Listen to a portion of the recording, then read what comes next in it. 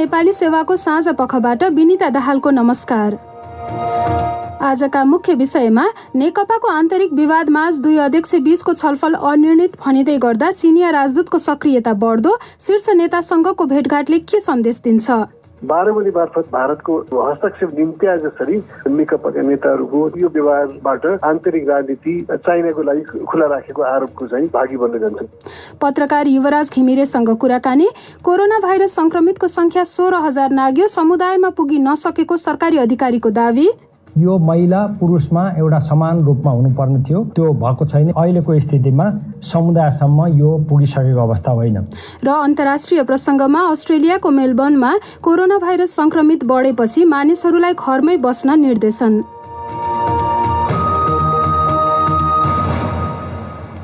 तर सबभन्दा पहिला आजका प्रमुख विश्व समाचार। प्रदीप बस्यालबाट समाचार सुन्नुहोस्। राष्ट्रसङ्घीय अनुसन्धानकर्ताहरूले सिरिया सरकार र उसलाई सघाइरहेको रुसलाई विद्रोही नियन्त्रण रहेको इडलिब प्रान्तमा नागरिकहरूमाथि हमला गरेर युद्ध अपराध गरेको आरोप लगाएका छन्। एउटा अनुसन्धानले त्यहाँका अस्पताल, विद्यालय र बजारहरू हवाई एवं तोप हमलाको निशानामा पाएको थियो। मार्च महिनामा युद्धविराम सम्झौता हुनुअघि नै त्यहाँ हजारौँ मानिसहरू मारिएका थिए।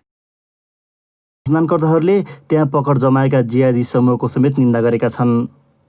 अस्ट्रेलियाको दोस्रो ठुलो शहरमा कोरोना भाइरसका घटना वृद्धि भएपछि त्यहाँका 50 लाख मानिसहरूलाई लकडाउनमा जान निर्देशन दिएको छ। मेलबर्नमा पछिल्लो 24 घण्टामा 191 जना नयाँ व्यक्तिमा सङ्क्रमण देखिएको थियो। उक्त सङ्ख्या महामारी सुरु भएताकै उच्च हो। मेलबर्नमा यस्तो लकडाउन बुधबारदेखि 6 साताका लागि लगाइएको छ। बीबीसीकी साइमा खलिल भन्छन्। राज्यका प्रधानमन्त्री ड्यानियल एन्ड्रुजले प्रतिबन्धहरू नलगाइएमा त्यो नियन्त्रण बाहिर जाने जोखिम रहेको बताएका छन्। बीबीसीकी साइमा खलिलको भनाई। उक्त सहर भएको भिक्टोरिया राज्यका सिमाना समेत बन्द गरिँदैछन्। कोभिड-19सँग जुझ्ने विषयमा अस्ट्रेलियालाई विश्वमै एउटा सफल उदाहरणका रूपमा हेर्ने गरिन्छ। इजरायलमा कोरोना भाइरस संक्रमितका घटनामा हवात्तै वृद्धि देखिएपछि त्यहाँकी जनस्वास्थ्य निर्देशकले राजीनामा दिएकी छन्। सिगल सादेस्कीले आफूले दिएका चेतावनीको व्यवस्था गरिएको र महामारीको सुरुमै सरकारले लकडाउन खुकुलो पार्न हतार गरेको बताइन्। इजरायलमा गत साता एकै दिनमा 1000 नयाँ सङ्क्रमण थपिएका थिए। त्यसपछि त्यहाँ नयाँ प्रतिबन्धहरू जारी गरिएका छन्, जसमा बार र व्यायामशालाहरू बन्द गर्ने लगायत छन्। तपाईँ बीबीसी नेपाली सेवा सुन्दै हुनुहुन्छ। युरोपेली आयोगले यो र आगामी वर्षको आफ्नो आर्थिक प्रक्षेपण कोरोना भाइरस महामारीका कारण घटाएको छ। नयाँ अनुमान अनुसार इयुको अर्थतन्त्र यो वर्ष 8.3% सङ्कुचित हुनेछ। सन् 2021मा केही सुधार भए पनि सङ्कुचन 5.8%मा रहनेछ। युरो मुद्रा चलाउने 19 देशमा सङ्कुचनको दर अझ उच्च रहनेछ। प्रतिवेदनले महामारीको अस्वाभाविक र उच्च अनिश्चितताको चेतावनी दिएको बताइन्छ। सङ्क्रमणको दोस्रो लहर नआउने र प्रतिबन्धहरू बिस्तारै खुकुलो हुँदै जाने परिकल्पनामाझ उक्त निष्कर्ष निकालिएको हो। उता उच्च आय भएका देशहरूको समूह ओइसिडीले एउटा बेग्लै प्रतिवेदनमा बेरोजगारीको भयावह चित्र देखाएको छ। बीबीसीका एन्ड्रयू वाकर भन्छन्। महामारीको रोजगारीमा पर्ने असर सन् 2008को आर्थिक मन्दीभन्दा 10 गुणा बढी हुनेछ। उक्त प्रतिवेदनले अधिकांश विकसित देशमा बेरोजगारीले सन् 1930को दशकमा आएको विशाल आर्थिक मन्दीयताका सबै उच्च बिन्दुहरू नाग्ने चेतावनी दिएको छ। एन्ड्रयू वाकरको भनाई। बङ्गलादेशका अधिकारीहरूले राजधानी ढाकामा कोरोना भाइरसका हजारौँ झुटा रिपोर्ट जारी गरेको अभियोग लगाउँदै एक निजी अस्पताल विरुद्ध कानुनी कारबाहीमा जाने बताएका छन्। सोमबार अबेर एक अर्धसैनिक बलले रेजेन्ट अस्पतालमा छापा मारेको थियो। मार्च महिनामा उक्त अस्पताल सरकारी प्रयोगशालामा निःशुल्क भाइरस जाँचिने एउटा योजनामा सहभागी भएको थियो। अधिकारीहरूका भनाइमा अस्पतालले परीक्षण नै नगरिकन हजारौँ नमुनाका रिपोर्ट जारी गरेको थियो। उसले 4000 भन्दा बढी नमुना निःशुल्क जाँच योजना अन्तर्गत सरकारी प्रयोगशालामा पठाए पनि त्यसको पनि पैसा उठाएको थियो। र हङकङमा हालै लागू भएको नयाँ सुरक्षा कानुनमाथि प्रतिक्रिया जनाउने सामाजिक सञ्जालहरूको पङ्क्तिमा टिकटक पनि जोडिएको छ। निकै चर्चित बनेको उक्त भिडियो साझेदार एप सञ्चालन गर्ने चिनिया कम्पनीले हङकङको भूमि केही दिनभित्र छाड्ने जनाएको छ। फेसबुक, गुगल र ट्विटरले यसअघि नै हङकङ सरकारले प्रयोगकर्ताका विवरण मागिएका अनुरोध रद्द गरिदिएको जनाएका छन्। सोमबार अधिकारीहरूले नयाँ कानुनको उल्लङ्घन हुने गरी काम गर्ने इन्टरनेट कम्पनीहरूले जरिमाना तिर्नुपर्ने बताएका थिए। ती रोजगारदाताहरूलाई जेल समेत हाल्न सकिने जनाइएको छ। यो बीबीसी नेपाली सेवा हो।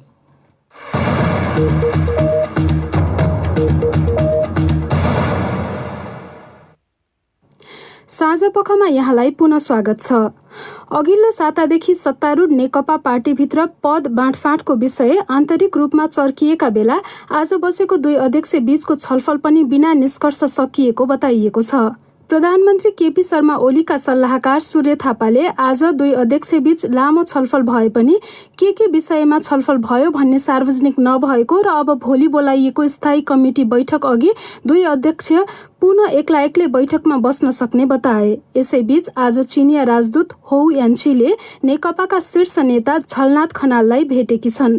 आज बिहान करिब 45 मिनट खनाल र यान्छी बीच भेटघाट भएको नेकपाको विदेश विभागका उपप्रमुख विष्णु रिजालले पुष्टि गरे। तर उक्त भेटमा कुन विषयमा छलफल भएको भन्ने आफूलाई जानकारी नभएको रिजालले बताए। यान्छीले 2 दिन अघि नेकपाकै अर्का शीर्ष नेता माधव कुमार नेपाललाई पनि भेटेकी थिइन्। पार्टीका शीर्षस्थ नेताहरू बीच शक्ति सङ्घर्ष चर्किरहेकै बेला चिनिया राजदूतको शीर्षस्थ नेताहरूसँगका यी भेटवार्ताबारे सार्वजनिक वृत्तमा विभिन्न अड्कलबाजीहरू भएका छन्। कतिपय पार्टीभित्र विवाद चर्किएका बेला यो सार्वजनिक भएको र यसलाई अन्यथा लिन नहुने भनिरहेका छन् भने कतिपयले नेकपा भित्रको विवाद मिलाउने प्रयासका रूपमा अर्थ्याइरहेका छन्। यसअघि पनि पद बाँडफाँडकै विषय चर्किएका बेला चिनिया राजदूतले शीर्षस्थ नेताहरूका साथै राष्ट्रपति विद्यादेवी भण्डारीसँग भेटवार्ता गरेका विवरण सार्वजनिक भएका थिए। यसै सन्दर्भमा आज हामीले नेपालको चीन र भारतसँगको सम्बन्धलाई नजिकबाट नियालिरहेका पत्रकार युवराज घिमिरेसँग कुराकानी गर्दै सुरुमा सोधेका छौं, शीर्ष नेतासँग चिनिया राजदूतले अहिले गरिरहेका भेटघाटलाई कसरी हेर्न सकिन्छ? यसलाई अलिकति कूटनीतिक मर्यादा विपरीत र त्यो मुलुकको आन्तरिक राजनीतिकमा चासो र संलग्नता देखाएको भन्ने अर्थ निकाल्न सकिन्छ। किन भनेदेखि चिनिया राजदूतले खालि सत्ताधारी पार्टी जो अहिले विवादमा छ, जहाँ आन्तरिक द्वन्द्व चर्केको छ, त्यसका नेताहरूलाई मात्रै भेट्नु भएको छ, सरकारका नेताहरूलाई होइन अथवा अरू पार्टीका नेताहरूलाई उहाँले भेट्नु भएको छैन।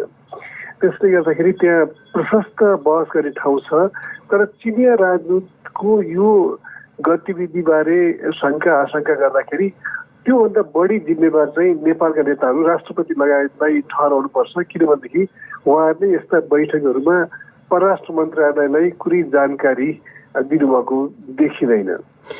भनेको अहिले चाहिँ स्पष्ट रूपमा नेकपा भित्र देखिएको विवाद र खास गरी पार्टी विभाजन नै हुन सक्ने भनेर कतिपयले आकलन गरिरहेको बेलामा त्यसलाई मलजल यो भेटघाटले दिन्छ, समाधान गर्न खोजेको रूपमा हेर्न सकिन्छ। पक्कै पनि त्यसलाई त्यसैको सेरोफेरोमा, किनभने हामीसँग मे 1 को पनि उदाहरण छ जहाँ चिनिया राजदूतले माधव नेपाल र प्रचण्डलाई भेटेपछि भोलिपल्ट हुने जुन केन्द्रीय सचिवालयको बैठक थियो त्यहाँ जुन गणित देखा परिराखेको थियो त्योभन्दा विपरीत नतिजा आयो र ओलीको बहुमत स्थापित भयो। त्यहाँ भोलि स्थायी कमिटी बैठक पनि छ। यो चाहिँ विगतमा जस्तो वैशाखमा जुन दुई अध्यक्ष बीच के कुरा भयो बाहिर नआए पनि साम्य भएको देखिएको थियो। अहिले अब चिनिया राजदूतको भेटघाटले यो पटक पनि त्यस्तै साम्य बनाउन मद्दत गर्ला कि के होला त?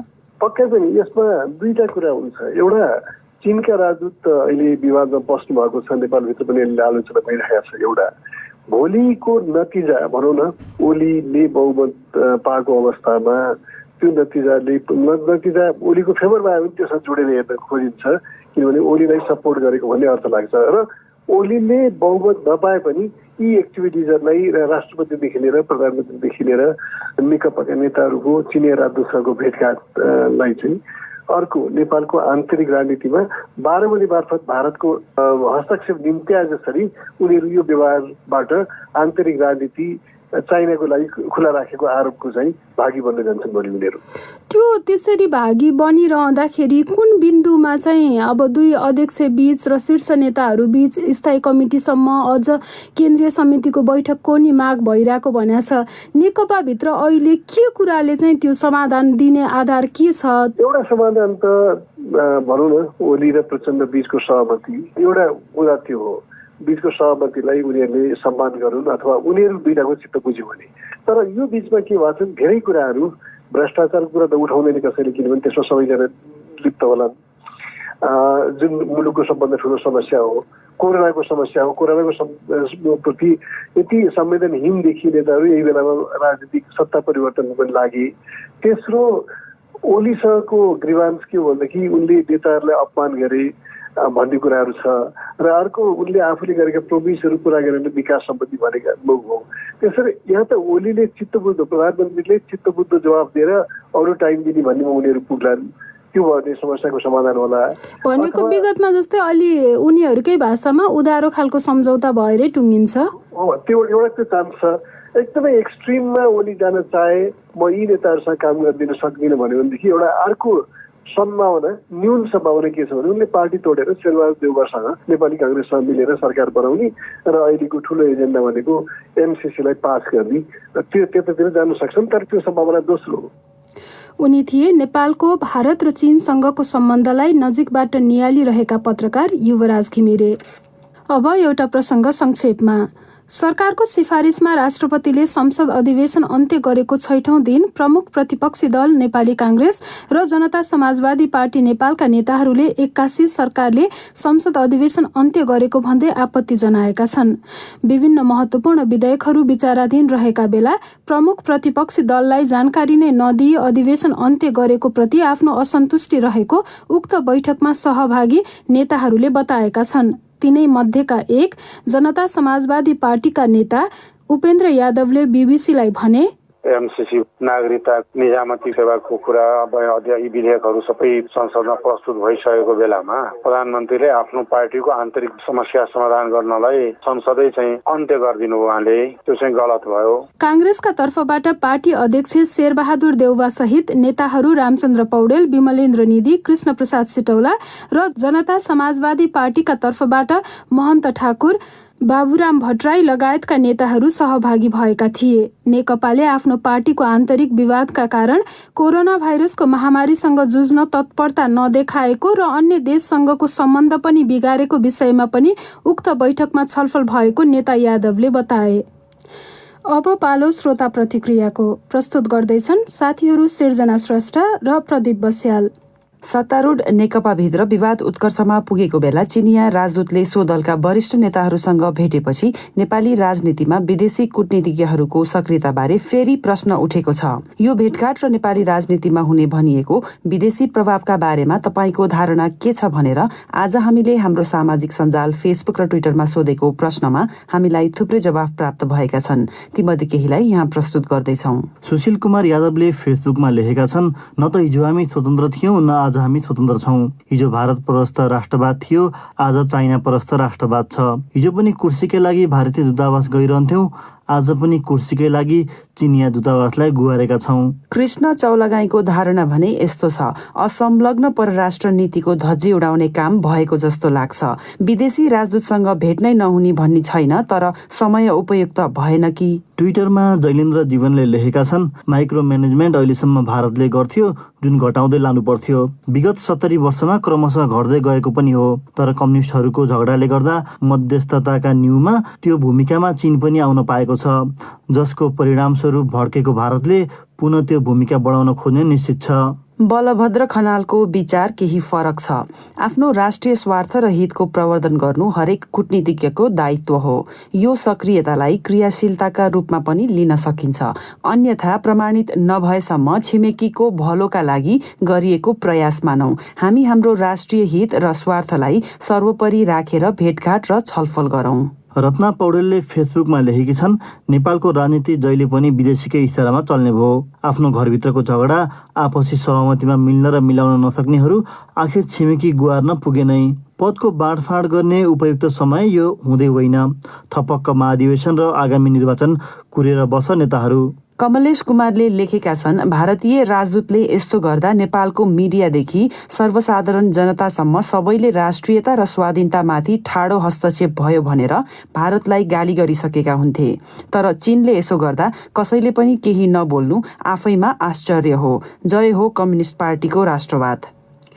स्वास्थ्य तथा जनसङ्ख्या मन्त्रालयका अनुसार नेपालमा विगत 24 घण्टामा थप 204 जनामा कोरोना भाइरस संक्रमण पुष्टि भएको छ। यो वृद्धिसँगै मंगलबार अपराह्नसम्म देशभरि पुष्टि भएका संक्रमितको कुल संख्या 16,168 पुगेको छ भने 35 जनाको मृत्यु भएको मन्त्रालयले जनाएको छ। संक्रमितको संख्या काठमाडौँ उपत्यकामा बढेको भए पनि समुदायमा नफैलिएको दावी एपिडेमियोलोजी तथा रोग नियन्त्रण महाशाखाका निर्देशक डाक्टर वासुदेव पाण्डेले गरेका छन्। सुनौ एक रिपोर्ट। आज पुष्टि भएका संक्रमित काठमाडौँ उपत्यका सहित विभिन्न जिल्लाका रहेका छन्। बाजुराका सर्वाधिक 54 जना छन् भने काठमाडौँमा 14, ललितपुरमा 10 र भक्तपुरमा 4 जना गरी उपत्यकामा कुल 28 जना छन्। मन्त्रालयको नियमित प्रेस ब्रिफिङमा बोल्दै एपिडेमियोलोजी तथा रोग नियन्त्रण महाशाखाका निर्देशक डाक्टर वासुदेव पाण्डेले समुदायमा फैलि नसकेको भन्ने आधारहरू विभिन्न रहेको बताए। यो महिला पुरुषमा एउटा समान रूपमा हुनुपर्ने थियो, त्यो भएको छैन। समूहमा कुनै पनि एपिडेमियोलोजिकल लिङ्क नभइकन संक्रमित हुनुपर्नेमा त्यस्तो संक्रमित नभएर 3 देखि 4% बाहिरदेखि नआएका व्यक्तिहरू छन् र त्यसमा केही न केही खालको लिङ्क चाहिँ क्वारेन्टाइनमा बसेको अथवा त्यहाँ सेवा गरेको यस्ता खालका व्यक्तिहरूलाई हामीलाई भएको हुनाले अहिलेको स्थितिमा समुदायसम्म यो पुगिसकेको अवस्था होइन। कतिपयले काठमाडौँ उपत्यकामा समुदाय स्तरमा कोरोना भाइरस फैलिएको भन्ने गरेको भए पनि त्यस्तो अवस्था आइ नसकेको र अब 1-2 दिनमै अवस्था स्पष्ट हुने पनि डाक्टर पाण्डेले बताए। हामीले काठमाडौँका 12 ठाउँमा संक्रमित व्यक्तिहरूको सम्पर्कमा आउने ठाउँहरूलाई हामीले चाहिँ जाँच गरेका छौँ। ती मध्ये नखुटोल र 3 गुनेमा 228 जनाको हामीले जाँच पडताल स्याम्पल लिएर गर्दाखेरिमा चाहिँ उहाँहरूमा कसैलाई पनि कोरोना पोजिटिभ भएको देखिएको छैन। बाँकी रहेका 9 ठाउँको पनि स्याम्पल कलेक्सन भइरहेको छ। यसको 1-2 दिनमा हामीलाई नतिजा आउँछ र काठमाडौँको के स्थिति छ त त्यो बारेमा अलिकति इन्फर्मेसन आउँछ। शुक्रराज ट्रपिकल तथा सरुवा रोग अस्पतालको क्लिनिकल अनुसन्धान शाखाका संयोजक डाक्टर शेरबहादुर पुनका अनुसार चाहिँ उपत्यकाभित्र समुदायमा फैलिएको जस्तो देखिने संकेतहरू आए पनि त्यसलाई पुष्टि गर्न चुनौती देखिएको छ। कोरोना भाइरसको संक्रमण विस्तारसँगै नेपालमा मृत्युवरण गर्नेको संख्या मात्रै बढेको छैन, शवको व्यवस्थापन कार्य पनि चुनौतीपूर्ण बनेको छ। यद्यपि विश्व स्वास्थ्य संगठनले शव व्यवस्थापन निर्देशिका बनाएको छ भने नेपालले पनि सोही निर्देशिकाको अनुसरण गर्दै शव व्यवस्थापन कार्यविधि 2076 कार्यान्वयनमा ल्याएको छ। मूलतः कोरोना भाइरस संक्रमितको शवबाट समुदायमै रोगको संक्रमण फैलन्छ भन्ने जनप्रतिनिधि र सर्वसाधारणले नजिकका घाटहरूमा शवको अन्त्येष्टि गर्ने कार्यमा अवरोध सिर्जना गर्ने प्रयास गर्दै आएका छन्। सरकारी अधिकारीहरू भने कोरोना संक्रमित व्यक्तिको शवबाट संक्रमण फैलिने सम्भावना न्यून रहेको बताउँछन्। पोखराबाट नारायण कार्कीको रिपोर्ट। पोखरा स्थित गण्डकी अस्पतालमा कोरोना संक्रमणबाट निधन भएका 2 व्यक्ति र गोर्खामा मृत्यु भएका 1 व्यक्तिको शव व्यवस्थापनका क्रममा अवरोध सिर्जना हुँदा प्रशासनले बल प्रयोग गर्नुपर्ने अप्रिय स्थिति सिर्जना भयो। पोखरा महानगरपालिका वडा नम्बर 11 का अध्यक्ष मोहन बास्तोला। हामीलाई त्यहाँ समस्या के भयो भने गण्डकी हस्पिटलमा चाहिँ उहाँको देहावसान भयो र देहावसान भइसकेपछि हाम्रो भनाइ केमा रह्यो भन्दाखेरि गण्डकी हस्पिटलमा मृत्यु भएको मान्छेलाई गण्डकी हस्पिटलको तलपट्टिको घाटमा गाड्नुपर्छ। मणिपालमा त्यो अवस्थामा कोही मान्छे मृत्यु भयो भने हामीले मणिपालमा उहाँलाई गाड्नलाई चाहिँ हामी व्यवस्था मिलाउँछौँ भन्ने कुरा हाम्रो थियो। पोखरा महानगरपालिकाले यसपछि कहाँ व्यवस्थापन गर्ने हो यो कुराहरू डिक्लेयर गर्न आवश्यक जस्तो लाग्छ। यही अवस्थालाई मध्यनजर गर्दै पोखरा महानगरपालिकाले भविष्यमा बिना व्यवधान कोरोना संक्रमित शवको सम्मानपूर्वक अन्त्येष्टि गर्न सकियोस् भनी निश्चित ठाउँको व्यवस्था गर्न लागेको जानकारी पोखरा महानगरपालिकाका प्रमुख मानबहादुर जीसीले दिए। 32 को मजुवा भन्ने ठाउँ हो त्यो। अहिलेको उपयुक्त विकल्प उपयुक्त स्थान त्यही हो भन्ने कुरो महानगरपालिकाले चाहिँ अब यसलाई थायी रूपमा त्यो दिशातिर उनु भएको अहिले पाइन्छ। कुल परम्परा अनुसार शवलाई अन्तिम संस्कारका लागि लैजाँदा अस्पताल एम्बुलेन्सका कर्मचारी, सद्गत गर्ने व्यक्ति र आफन्तजनले पन्जा, टोपी, मास्क, चस्मा सहितको व्यक्तिगत सुरक्षा सामग्री प्रयोग गर्नुपर्ने शव व्यवस्थापन कार्यविधिमा उल्लेख छ। स्वास्थ्य मन्त्रालयका प्रवक्ता प्राध्यापक डाक्टर जागेश्वर गौतमका अनुसार कोरोना भाइरस संक्रमितको कपडा र शव छुँदा संक्रमण हुने सम्भावना 4% मात्र हुन्छ। कोरोना भाइरस संक्रमणका सम्बन्धमा देखिएका कतिपय भ्रमका कारण मृतकले परम्परा अनुसारको अन्तिम विश्राम स्थल पनि सहज रूपमा नपाउने दुर्भाग्यपूर्ण अवस्था भविष्यमा दोहोरिन दिन नहुने समाजशास्त्रीहरूको मत छ। नारायण कार्की, BBC, पोखरा। तपाईँ BBC नेपाली सेवा सुनिरहनु भएको छ। हाम्रो कार्यक्रम देशैभर 400 भन्दा बढी FM स्टेशनहरूबाट प्रसारण हुने गर्छ। अहिले संसारभरि नै कोरोना भाइरस र कोभिड-19 रोगको महामारी भएकोले हामीले कार्यक्रममा पनि त्यसै सन्दर्भका सामग्रीहरू धेरै प्रस्तुत गर्ने गरेका छौं। रेडियोका अतिरिक्त BBC नेपाली सेवाको वेबसाइट bbcnepali.com मा पनि हामीले कोरोना भाइरस प्रकोपका बारे ताजा र उपयोगी विवरण तथा जानकारीहरू नियमित प्रस्तुत गर्ने गरेका छौं। कृपया ती सामग्रीहरू हेर्ने गर्नुहोला। BBC नेपाली सेवाको फेसबुक पेज मार्फत पनि तपाईँ हाम्रा सामग्री हेर्न सक्नुहुन्छ। अब आजका केही अन्तर्राष्ट्रिय प्रसङ्ग। अस्ट्रेलियाको दोस्रो ठूलो शहर मेलबर्नमा कोरोना भाइरस संक्रमण बढेपछि त्यहाँका 50 लाख बासिन्दालाई आउँदा 6 सातासम्म घरमै बस्न भनिएको छ। महामारी सुरु भए यताकै उच्च एकै दिन 191 नयाँ संक्रमण पाइएपछि उक्त शहर रहेको भिक्टोरिया राज्यका प्रधानमन्त्री डानियल एन्ड्रुजले त्यहाँ लकडाउन घोषणा गरेका हुन्। BBC विवरणमा आधारित एक रिपोर्ट सुनौ प्रदीप बस्यालबाट। भिक्टोरियाको छिमेकी राज्यहरू न्यू साउथ वेल्स र साउथ अस्ट्रेलियासँगका सीमा केही घण्टाभित्र बन्द गरिँदैछन्। अहिलेसम्म अस्ट्रेलियामा झण्डै 9,000 संक्रमित पाइनुका साथै 106 जनाको भाइरसका कारण मृत्यु भएको विवरण छ। तर नयाँ सबैजसो संक्रमणका घटना भिक्टोरिया राज्यमा छन्। कोरोना भाइरससँग जुझ्ने काममा अस्ट्रेलियालाई एउटा सफल उदाहरणका रूपमा लिइने गरिन्छ। नयाँ संक्रमणको त्यस्तो क्रम देखिनु अघि उक्त राज्यले पछिल्ला झण्डै 2 सातामा प्रतिबन्धहरू खुकुलो पार्दै लगेको थियो। यसअघि पूरा अस्ट्रेलिया महिना दिनभन्दा बढी समयका लागि लकडाउन बसिसकेको छ र त्यहाँ धेरैले भाइरसबाट मुक्ति पाउन लागेको सोच्न थालिसकेका थिए। भिक्टोरिया राज्यका प्रधानमन्त्री एन्ड्रुजले भने यी उपाय नचालेमा हामी केही साह्रै खराब अवस्थाको धारमा हुनेछौँ। लकडाउन अवधिमा काम, व्यायाम र खाद्यान्न किनमेल जस्ता अत्यावश्यक कामका लागि मात्र घरबाट बाहिर निस्कन पाइनेछ। विद्यालयहरू प्रायजसो दूर शिक्षाका रूपमा चल्नेछन्। रेस्टुरेन्टहरूमा बसेर खान पाइने छैन, तर खानेकुरा किनेर घर लैजान सकिनेछ। पसलहरू र सैलुनहरू भने खुला नै रहनेछन्। बुधबारबाट सुरु हुने लकडाउन अघि मानिसहरू आफन्त र साथीभाइहरू भेट्ने एवं किनमेलमा व्यस्त हुन थालेका देखिन्छन्। तर उनीहरूलाई सामानको भण्डारण पर्याप्त रहेको भन्दै धेरै खरिदका लागि नआत्तिन भनिएको छ। प्रदीप बस्याल। चर्चित भिडियो एप टिकटकले नयाँ सुरक्षा कानूनका कारण आफू हङकङबाट हट्ने बताएको छ। हालैका घटनाहरूलाई विचार गर्दै उक्त एप सञ्चालक कम्पनीले हङकङमा टिकटक सञ्चालन नगर्ने निर्णय गरे। निर्णय गरेको टिकटकका एक प्रवक्ताले बीबीसीलाई बताए। बीबीसी विवरणमा आधारित एक रिपोर्ट सुनौ सृजना श्रेष्ठबाट। रोयटर्स सञ्चार संस्थाका अनुसार टिकटक त्यहाँबाट केही दिनमै हट्नेछ। फेसबुक र ट्विटरले यसै साता हङकङ प्रहरीसँग प्रयोगकर्ताको जानकारी सम्बन्धी सहकार्य हाललाई रोक्ने बताएका छन्। चिनिया कम्पनी बाइडान्सले टिकटकलाई चीन बाहिरका प्रयोगकर्ताका लागि निर्माण गरेको हो। सो कम्पनीले चीनभित्र भने त्यस्तै खाले डोइन नामक एप सञ्चालन गर्छ। वाल्ट डिज्नी कम्पनीका पूर्व प्रशासक केभिन मायरले नेतृत्व लिएको टिकटकले प्रयोगकर्ताको जानकारी चीनमा भण्डार नगरिने बताएको छ।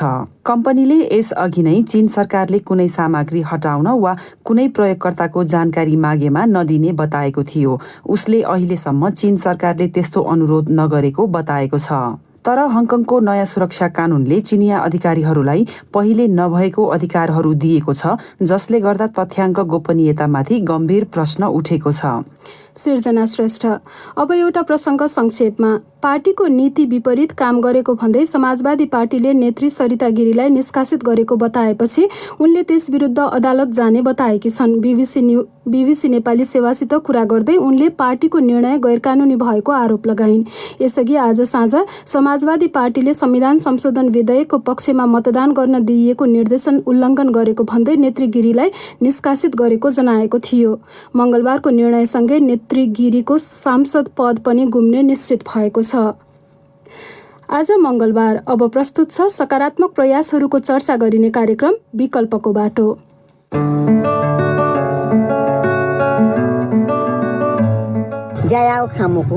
कामको कुरा होइन, साथीभाइ दिदीबहिनी सबैजना आएपछि त्यसै आउन मन लाग्यो। यो जीर्णोद्धारमा खट्न पाउँदा थकान त छ, रिस्क पनि छ, उचाइमा एउटा उत्साह पनि छ। भक्तपुरको टौमडी स्थित विश्व प्रसिद्ध न्यातपोल मन्दिरको संरक्षण कार्यमा देखिएको उल्लेख्य जनश्रमदान सम्पदा संरक्षणको क्षेत्रमा उत्साहजनक उदाहरण भएको जनप्रतिनिधिहरूले बताएका छन्। 72 सालको भूकम्पले आंशिक क्षति पुर्याएको सो मन्दिरको जीर्णोद्धारमा स्थानीय युवा, वयस्क तथा वृद्धहरूको स्वतस्फूर्त उपस्थितिले सम्पदासँग जोडिएको उनीहरूको धार्मिक, सामाजिक, सांस्कृतिक सम्बन्ध उजागर गरेको छ। कला, संस्कृति र सम्पदा संरक्षणमा स्थानीय बासिन्दाको योगदानको सकारात्मक परिणामको चर्चा गर्दै छिन् साथी मतिना त्वनाबासु साप्ताहिक विकल्पको बाटोमा।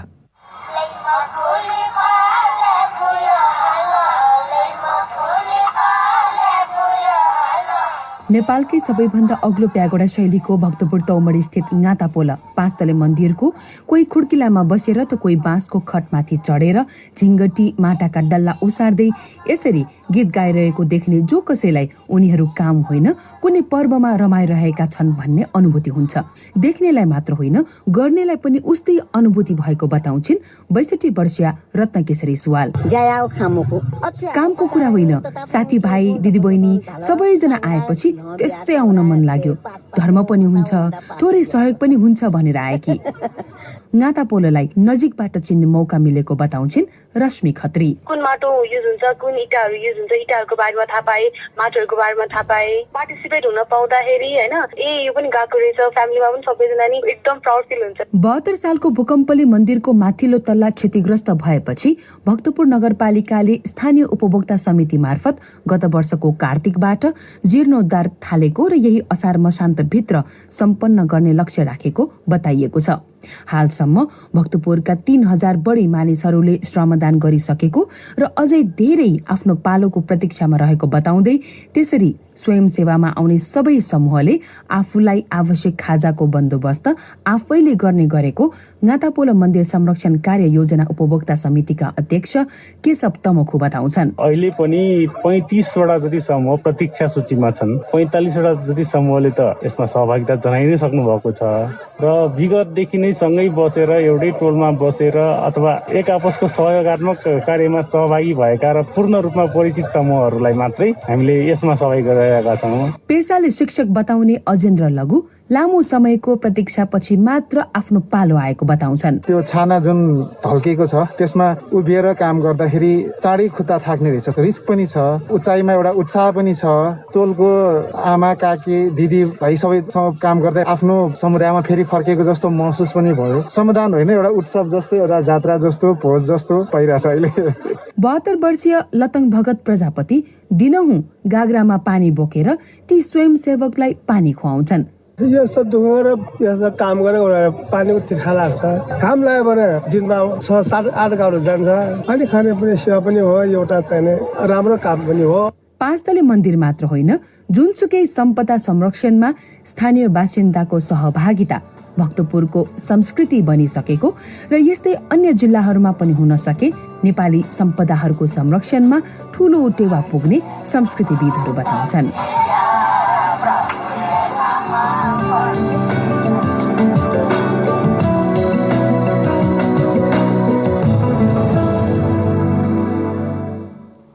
विकल्पको बाटो प्रस्तुत गर्दै थिइन् साथी मतिना त्वनाबासु।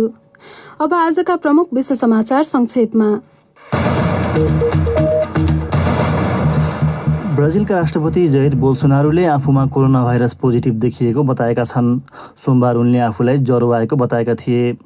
संयुक्त राष्ट्रसङ्घले सिरिया सरकार उसलाई सघाइरहेको रुस र विद्रोही जिहादी समूहलाई इडलिब प्रान्तमा नागरिकहरूमाथि हमला गरेर युद्ध अपराध गरेको आरोप लगाएको छ। अस्ट्रेलियाको दोस्रो ठुलो सहर मेलबर्नमा कोरोना भाइरसका घटना वृद्धि भएपछि त्यहाँका 50 लाख मानिसहरूलाई लकडाउनमा जान निर्देशन दिएको छ। इजरायलमा कोरोना भाइरस सङ्क्रमितका घटनामा हवात्तै वृद्धि भएपछि त्यहाँकी जनस्वास्थ्य निर्देशकले राजीनामा दिएकी छन्। युरोपेली आयोगले यो र आगामी वर्षको आफ्नो आर्थिक प्रक्षेपण कोरोना भाइरस महामारीका कारण घटाएको छ। नयाँ अनुमान अनुसार युको अर्थतन्त्र यो वर्ष 8.3% सङ्कुचित हुनेछ।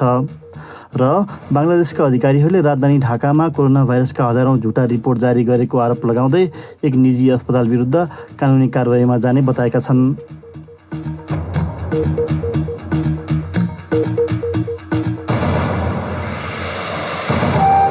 हवस् त यसका साथै BBC नेपाली सेवाको साँझ पख यही सकिन्छ। हामीलाई भने भोलि बिहान 7:15 बजेसम्मका लागि बिदा दिनुहोस्। नमस्कार।